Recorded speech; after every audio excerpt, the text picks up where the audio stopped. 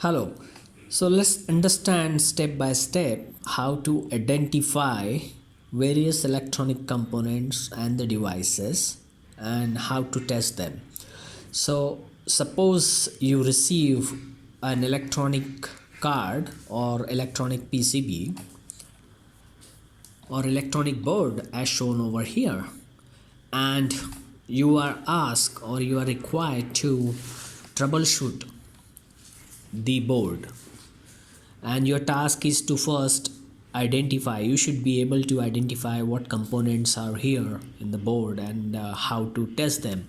So you can actually see that this board on the reverse side is a printed circuit boards where various components have been soldered there, and they are connected to each other and the soldering has been carried out, and the green ones are called as a PCB track, and this is a special IC that has been soldered in the center of this board. So if you can just swap it and see that this is that component, this is the IC part. So what is that IC part? You actually can see that it is covered by some object here, and then there is this capacitor. Let me check and put it right here. Now I have collected that. So you see that has which IC they have used here, that has been masked with this solution right here.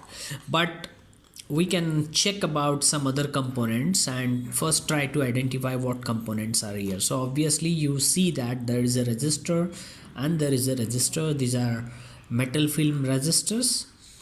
Now this is right here is a semiconductor diode. The ring, silver ring, indicates it's a cathode and the other end is the anode, so it's a two terminal devices. Next is your switch. So this is a switch which can make a short circuit or open circuit. When it is not pressed, it is open circuit. When it is pressed, it connects the 2 points and it acts as a short circuit. This is a capacitor, so it's a two terminal device, semiconductor component. Again, it's a capacitor, and specifically it is electrolytic capacitor. So when you talk about electrolytic capacitor, you basically try to read some readings on its body. So as you can see that let me just check out and try to understand if I can zoom in the portion. And there is some voltage rating specified here that one needs to understand. So this negative sign indicates this pin is a negative terminal of this capacitor. On the other side, this pin is the positive pin of this capacitor. So remember, electrolytic capacitor, when you see capacitor like this, they are polarized capacitor. It means they have positive and the negative pins. So negative pin is indicated on the body with this mark. Unlike resistors, it's passive element again, but it has no polarity, so you can treat both of it ends either way. Next is your BJT. This is a BJT, bipolar junction transistor. It has a collector, emitter and the base. It's a 3-terminal active semiconductor device, and whether it is NPN or PNP, that needs to be determined, or that needs to be find out. Now when you are done with knowing what components are there on the body, so I want to first of all, so as I said, these components, you see that they have been connected on these printed circuit boards.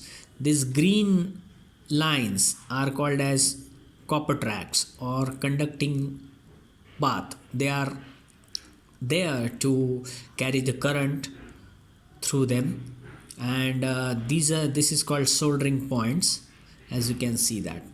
So let us first try to check. If suppose I want to check the values of these resistors right here, so of course I can go for a color code table, but to do that, I will need to refer to the color code, and that is quite time consuming. So in that situation, I would just take a multimeter in hand and I would just use the multimeter function. So what I'm going to do here is that let's do that in this way. So here you see that I have this multimeter in hand, and I am making a resistance check. So what I'll do, I switch it on and put it on the ohm settings. So I am in the auto mode, and the display says that I can measure the resistance up to mega ohm, and that's how the setting is.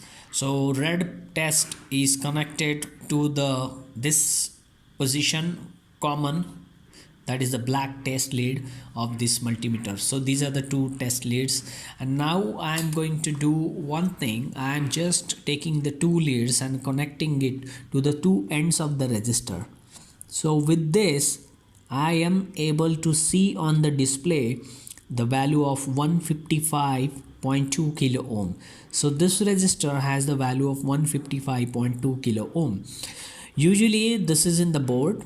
Sometimes it may happen that across the two terminals of this resistor there can be some another component from the back side or any parasitics that can form its own resistance, and that can add in series or in parallel to the resistor under test. So the resistance value can vary. So the best practice is that you have isolated resistors before soldering, you test its value, but once it is soldered, once it is on the board, if you there are two options. You can just desolder, take it out and measure its value, or on the board itself you can also do that, and the measured value can be confirmed and verified and cross-checked by matching it with the color coding.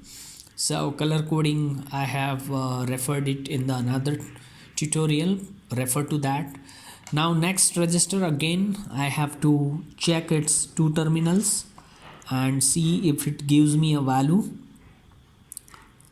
Let me connect its 2 points properly,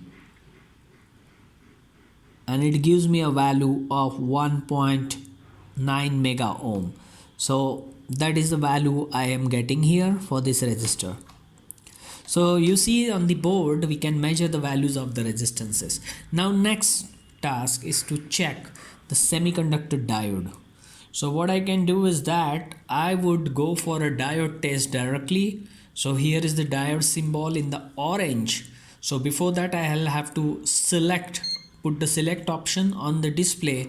I see the diode symbol comes over there, and now what I'll do, I know which terminal is cathode and which terminal is anode. So what I'll do, I'll put the black test lead on the cathode, which is indicated by the silver ring, and the red one to the other end, which is the anode of the device, and see what shows me on the display.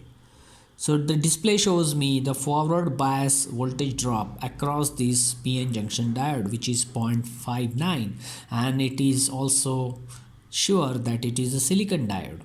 So we know that silicon diode has a forward voltage drop of 0.59 volt. So essentially we are applying through the test leads of this multimeter a voltage slightly over than the forward voltage drop of the diode, and that makes the diode conduct, a current flows through it, and therefore we see a voltage drop across it, which is about 0.58 or 0.6 volt. So that's how.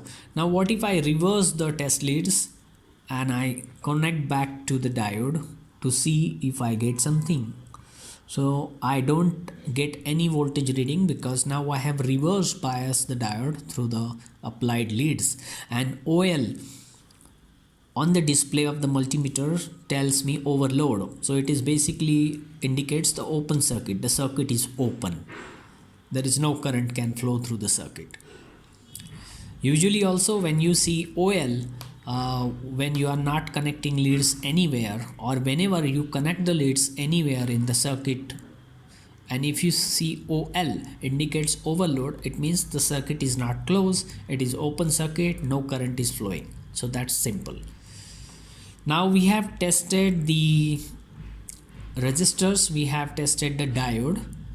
What about we test a capacitor? So for that, okay, before that we test the switch. So switch has a 4 terminals right here, 1 2 3 and 4. So that's the soldering point of the switch. So in order to test this switch, let's identify its 4 soldering points from the back side of the PCB. So I see this is a point 1, point 2, point 3 and point 4. So these are the 4 points. So what we can do is that look at these 2 points are shown right here, and other 2 points like this and this one are this side of the switch. Okay, so how to test whether this switch is good or bad?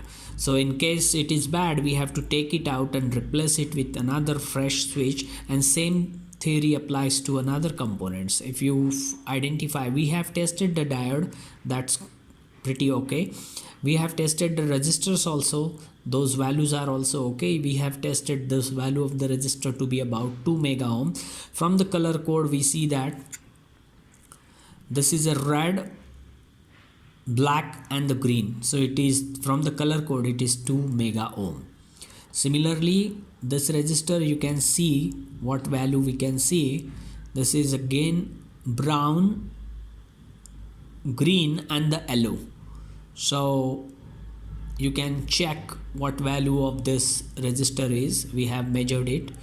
And now for the switch, we can make the resistance test, and we'll see what values it can give. So now we are in the diode mode, so we basically go to check the resistance, or we can also use the continuity test. We'll see that later. So let's say we just use this continuity test, or it is called as short circuit test. So when the switch is pressed, so there should be a shorting of the 2 terminals, and that should give us the beep. Okay, so let's see when we press the switch which 2 points get connected. So when it is not pressed, we'll see what points we see here.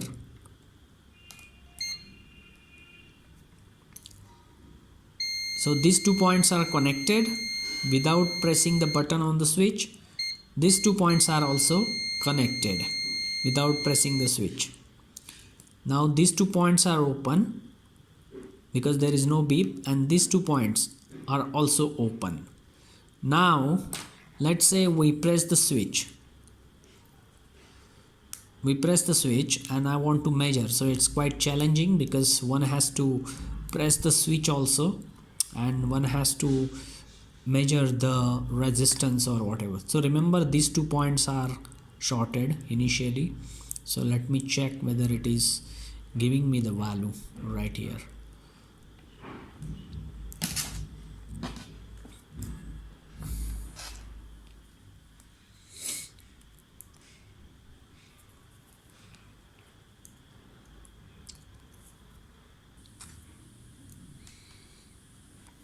Alright, so I am now pressing the switch with my finger down, and I have pressed the switch, and when I press the switch, these 2 points I want to check. So it is a short, and when I don't press it, I release the finger and again I test, it gives me a short. Let me check. It's quite challenging. Yeah, it is short again, and if I press the button with the finger down, again it's a short. Same theory here. We see I don't press the switch, it is a short, but now I press the switch, it is again a short. So it is a faulty switch, because in one situation when I don't use my finger, don't press the button, I should have a short circuit or open circuit, and when I press the button I should have the opposite behavior. So the switch is faulty. So this is how you can troubleshoot it. Now Now let's look at the capacitor right over here. So we see the capacitor is, the value is given on its body. It is 2.2 microfarad, and there is a rating, voltage rating given to it, 50 volt. What does that mean? The capacitance that this component has is 2.2 microfarad, and the maximum voltage that it can withhold is, or withstand, is 50 volt. It means you can have a maximum 50 volt across it. And remember, as I informed you before, it is a polarized capacitor. It means it has a positive and negative terminal. Now if the capacitance is known and the voltage across it is also known, that is a 50 volt max you can apply. So what is the maximum charge it can hold? That is the charge in Coulomb Q. An exercise for you. So we know that C equals to Q over V. So you know capacitance, you know the applied voltage. So the Q would be C times V. That is capacitance multiplied by the voltage, the maximum charge that it can hold. You can, it is about just over 100 coulombs, microcoulombs. 50 multiplied by 2.2. So 100 microcoulombs charge it can hold. Now I want to check the value of this capacitor using the multimeter, and I also want to inspect whether this capacitor is faulty or not. So perhaps it is a short circuit, so I should have a sound test. I can make a beep test. If it is not leaky capacitor, leaky or shorty, these are the two words I am using. So if it is a capacitor is good, it means it is a good quality capacitor, able to hold charge, maximum charge across its two plates. If it is leaky or short, then I should have a short circuit test. So what I'll do is, I am in the buzzer test. I'll connect the two leads to the terminals of this capacitor and check whether I get a beep or not. No, I don't get a beep. I'll reverse the leads to just check whether I can get that. No, I don't get a beep. So I can go to the auto mode. So instead I measure a resistance. I have 72 kilo ohms resistance reading. Let me check and cross check again. So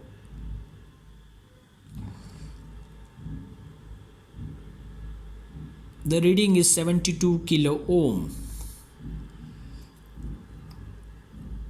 That's the value I'm getting. So it is probably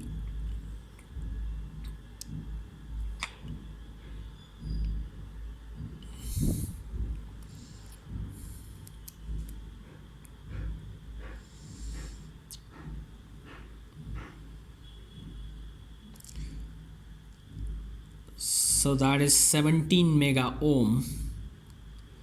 Why I'm getting this two different readings? It's about 18 mega ohm. So that sounds okay, because 20 mega ohm is a quite large resistance across the capacitor. So it's like I'm making a resistance test. But if I change the